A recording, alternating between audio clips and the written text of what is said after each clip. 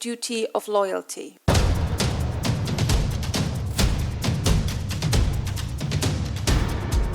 Anything goes, fights, no holds barred. Aside from, eye gouging, there was pretty much, you can do anything else. You could headbutt, you can hit to the groin, you couldn't technically bite. And that idea of putting together an arena where we want to see what anyone can do of any style was something that was exported from Brazil. Well, all methinks these tricks are useless against the classic fighter and is here to prove its point. Remember, medical tests tell us it takes but a few seconds to choke a man. Mr. Maeda had established himself in the north of Brazil, Belém do Pará, and it was in that same area that my grandfather and my great uncle Carlos came up, and then Carlos was essentially exposed to Mitsui Maeda's academy through a relationship that his father Gaston had with Mr. Maeda. And Mitsui Maeda was involved in the immigration and the politics of immigration of more Japanese settlers coming from Japan to Brazil during the rubber boom. Carlos had been influenced by Maeda's teaching and Jiu-Jitsu, call it judo if you want, even at that time. And it's unclear how much he directly trained with Maeda. The story was told to us that Maeda had took him under his wing because he was kind of a troubled youth, and Gaston, Carlos's father, was doing some business with Maeda, and as a return of a favor, Maeda said, "Hey, I'll teach your son some jiu-jitsu." Now, whether Carlos just started training at his dojo or with other teachers that were, organized by Maeda, I'm not sure if we'll ever be able to figure that out. At the end of the day, it's interesting how that as a, inception point for this Japanese style and modality reaching this new culture, the Brazilian culture and the Brazilian people. Not until many years later did Carlos Gracie decide that as a vessel of this martial arts style, that he would then follow this path and dedicate his life to this. At which point his brothers would follow in his footsteps, and then as a family they would create a nucleus that would adopt this Japanese style of jiu-jitsu and begin a process of transforming it and applying it and teaching it to their communities. The roots of MMA are the roots of BJJ and Gracie family jiu-jitsu. It's the same. This is why the Gracie family has the prestige in the MMA and jiu-jitsu community that it has. And this is why Royce Gracie was the first UFC champion, and why my father, Rorion Gracie, created the UFC, was actually initially to educate people about the proficiency of Gracie Jiu-Jitsu or Brazilian Jiu-Jitsu. The Gracie family, namely Carlos and Elio Gracie, their focus was real, no-holds-barred fighting against anyone of any weight class that they would be training and preparing for. The biggest distinction, therefore, between the judo or the traditional jiu-jitsu that they had learned from their Japanese influences, I would argue, is that they included striking from every position. They included the notion of someone is punching you while you're in the guard position. Someone is striking you when you're in the mount position and someone's on top of you, straddling you. How do you deal with that? How do you find a way of continuing to progress and escape and get to a better, more efficient position against someone who's much larger than you? And at the same time, there is the threat, the very real threat, that they could be striking you as their main focus to make you stop progressing. Whereas judo and the Japanese styles of jiu-jitsu at that time, there were ideas around striking, and there were self-defense concepts that included, taking a strike from someone, defending it in one swoop, and then getting a takedown, delivering an armbar, the fight's over. And this kind of very 1, 2, 3 step movement of this is a chain of execution from starting from one person's attack against you. So, someone's hitting you with a club over the head, somebody's coming at you with a gun or a knife even, and they're positioning themselves in one very specific way, or in one direction, or in one angle, they're attacking you. And this self-defense series, as it were, was coupled with some judo takedowns, some positions on the ground where there were ideas around how to escape from headlocks and escape from other positions. The sparring that was taking place, the randori as it was called in Japanese, very often did not include striking. As far as I know and as far as I've seen, it didn't include somebody just the whole time as you're moving around and rolling from standing to ground, they're looking for angles to strike you. There were techniques that were taught as escapes and controls, and most of the training was done in a gi traditional kimono uniform. And so there was a lot of grabbing and using of the lapel, and that traditional style of jiu-jitsu and judo, in my opinion, began to evolve primarily on the premise that, again, it had to become more real when all of a sudden striking is happening everywhere.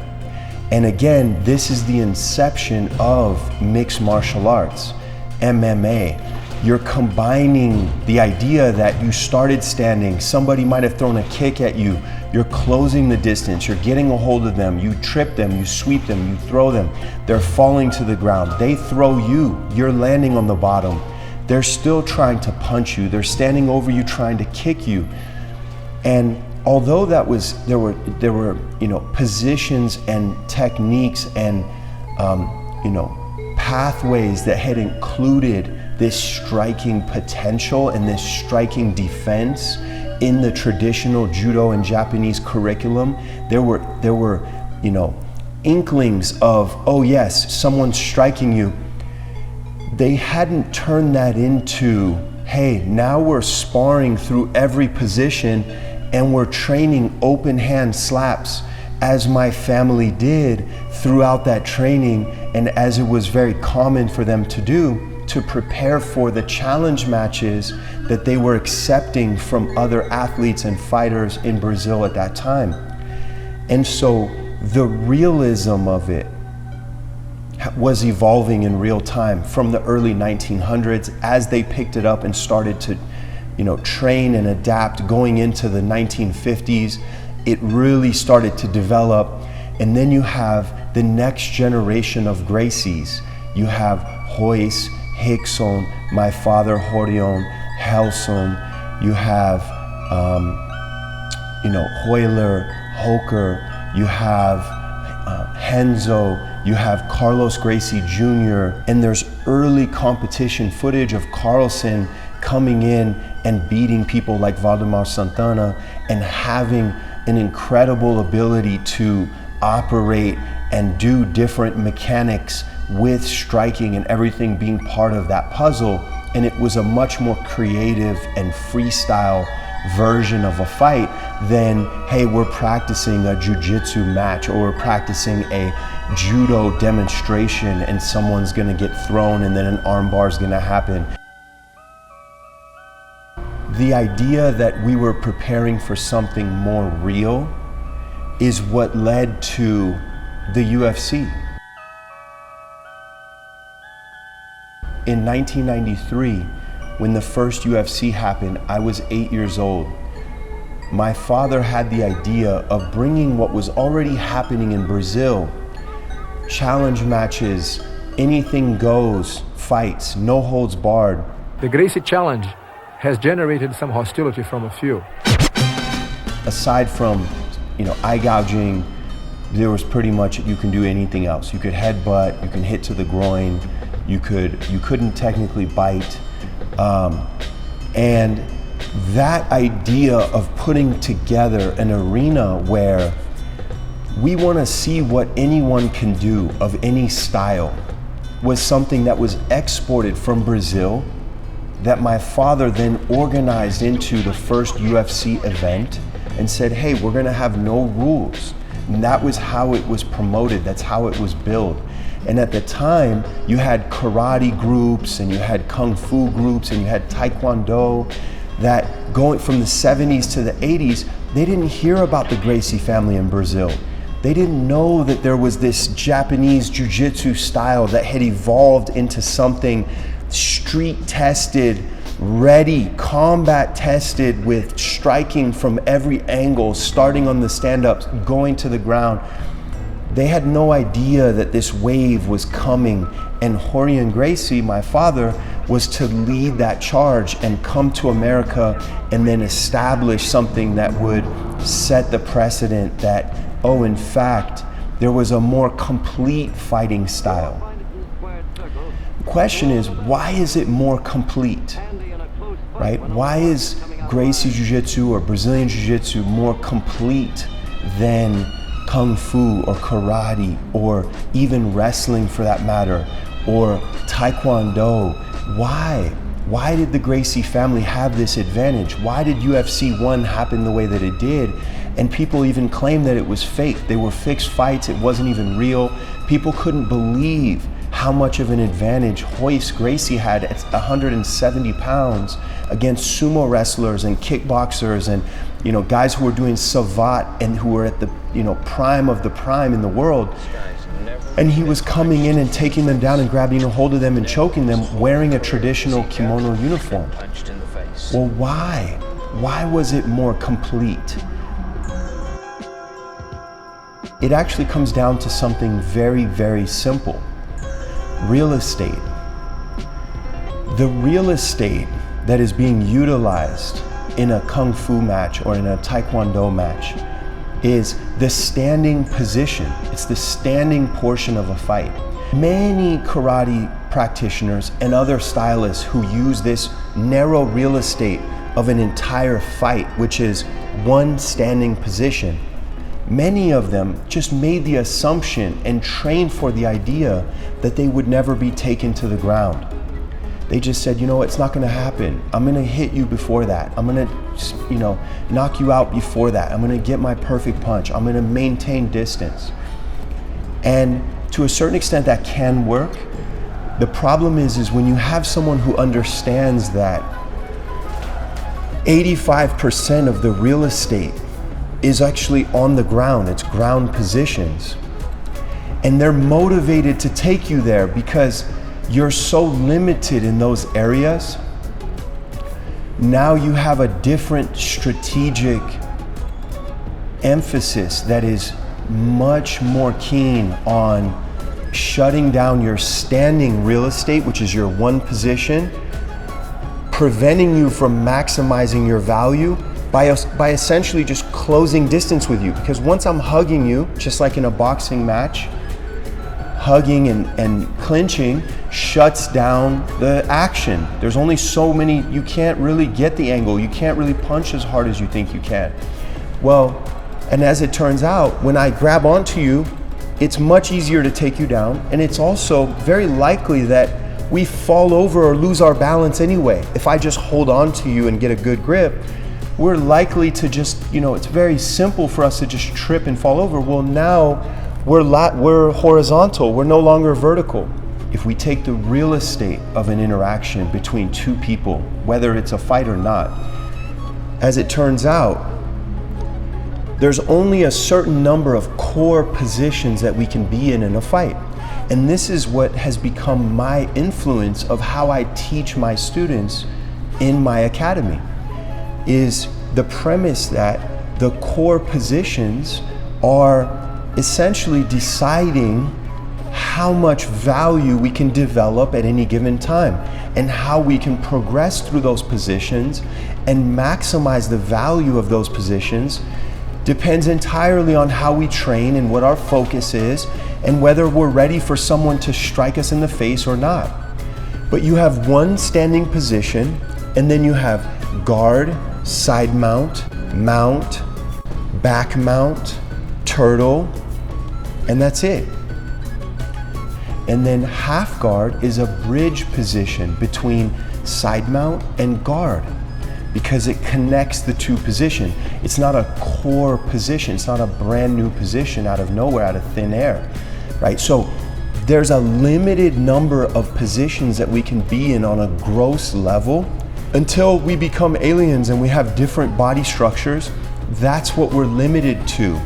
And if we count them and we deduct the standing position, we have a majority percentage which is on the ground. And you can say, well, then wrestlers would have done so much better. Ken Shamrock would have beat Hoist in UFC 1 because he had been wrestling for so long. Why did Hoist beat him in a minute in UFC 1? Well, that's where we get back to the reality of the training. How real is it when you're training wrestling, which is a sport, so that you can prepare to pin someone in a specific position, which may be side mount or mount on a core level. And those are Jiu-Jitsu terms. Those are terms that we were taught, which other stylists, other sports, they might use a different term to describe what a side mount position is. That's fine, you can use any term you want. It doesn't change the fact that that's how we can be positioned. Hoist Gracie was the culmination of a mixture of judo and jiu-jitsu that had been transformed through the realistic environment of saying, now you're getting slapped open hand or punched, even worse. But in training, for the most part, we're training slapping, reaching our legs out, touching, reminding you that I can kick you in the face at any moment. And it's not just that alone. It's not that, oh, we can just be aware of a strike. It's that, as it turns out, when we train for striking in every core position and we understand more efficiently how to progress under those very realistic conditions, it teaches us things about what makes efficiency possible in the first place. It gives us a truth serum. It gives us an unavoidable litmus test that is grounded in something extremely primal. And this is why I personally, at my academy, teach street and sport as the same construct. And it comes from a core positional structure and framework. And it comes from a premise that if something that I'm teaching can't be used in the context of somebody striking me, I should be aware of that and I should be telling my students that, but also that's gonna give me an indication of how the value chain in that position relative to my opponent can function. And so it's a map for something to be more fundamental and more grounded in pure fighting, pure combat.